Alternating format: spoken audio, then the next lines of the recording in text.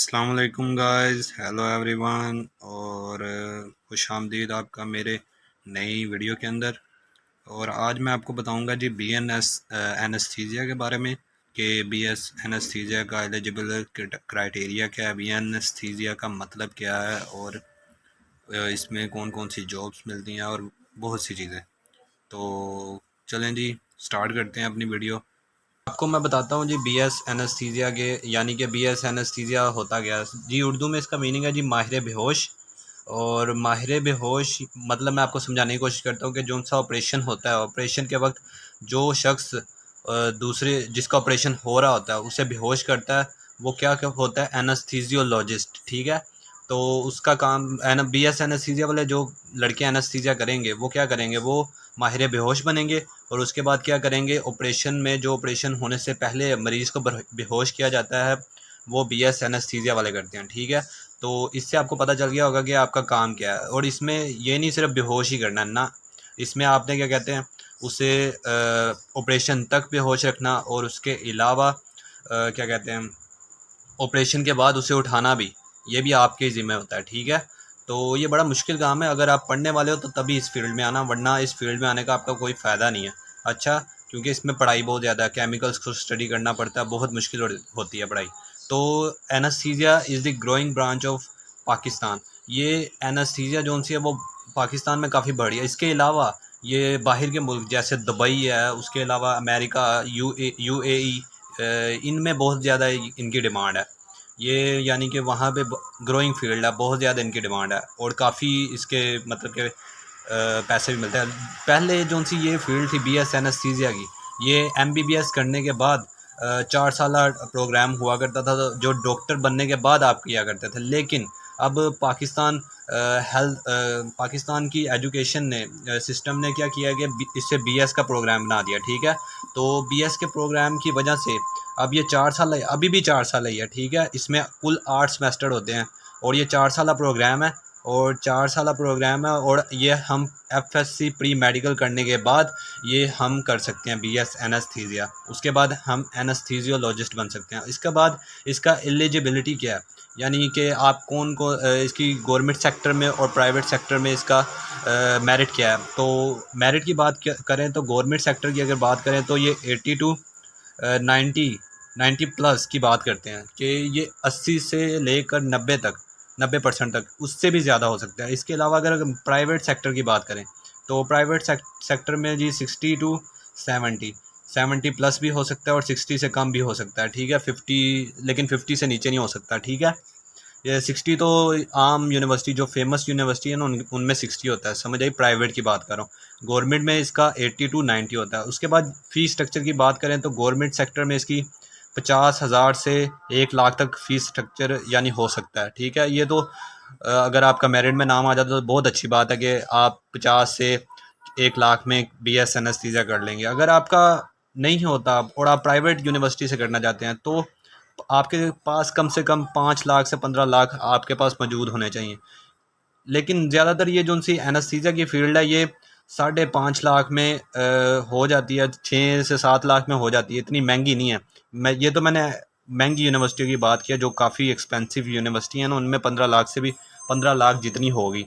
उसके बाद अगर हम सैलरी की बात करें तो गवर्नमेंट सेक्टर में इसकी सैलरी 1 लाख से कम भी हो सकती है और ज़्यादा भी हो सकती है। ठीक है।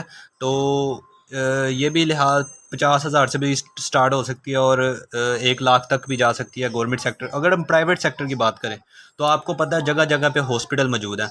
तो हर हॉस्पिटल में ऑपरेशन थिएटर भी होता है जिसमें एनेस्थीसिया वाले भी मौजूद होते हैं। तो उन्हें एनेस्थीसिया प्रोवाइड करने में आपको आवरली पे किया जाता है। जैसे कि 1 घंटे में आपको 1 आवर में आपको पे कर दिया जाएगा जी 3,000 टू 5,000, इस हिसाब से 1 आवर के लिहाज से पे किया जाता है। तो आप देख रहे हैं कि एनेस्थीसिया कितनी पॉपुलर फील्ड है। उसके बाद मैं आपको अपनी भी स्टोरी सुनाऊं तो मैं भी एक एनेस्थीसियोलॉजिस्ट हूं, यानी मैं भी बी एस एनेस्थीसिया ही कर रहा हूं।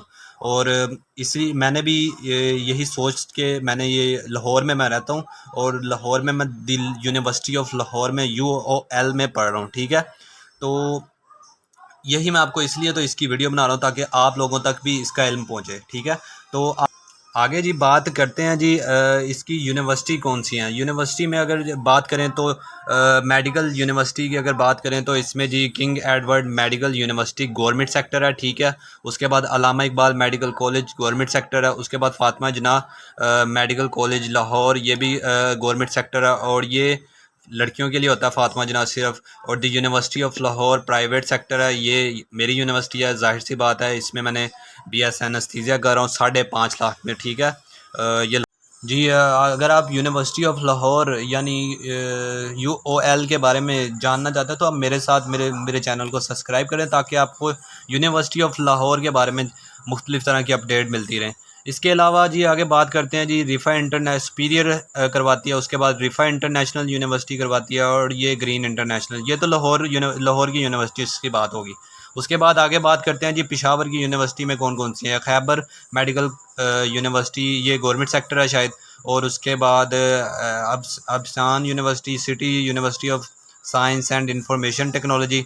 उसके बाद Gandhara university, Iqra international university और National Institute of Health and Management Science. उसके बाद जो सी अदर यूनिवर्सिटीज़ सिटीज़ में जो सी यूनिवर्सिटी हैं, आगा खान यूनिवर्सिटी कराची, ये गवर्नमेंट सेक्टर है। उसके बाद द यूनिवर्सिटी ऑफ फैसलाबाद, ये भी फैसलाबाद में यूनिवर्सिटी मौजूद है। तो ये कुछ यूनिवर्सिटी हैं। इसके अलावा आप गूगल पे भी सर्च करेंगे अपने शहर के लिहाज से तो बहुत सी यूनिवर्सिटियाँ आपकी आंखों के सामने आ जाएंगी। आगे आगे अगर बात करते हैं जी इसके स्कोप की, तो इसका scope increasing day by day.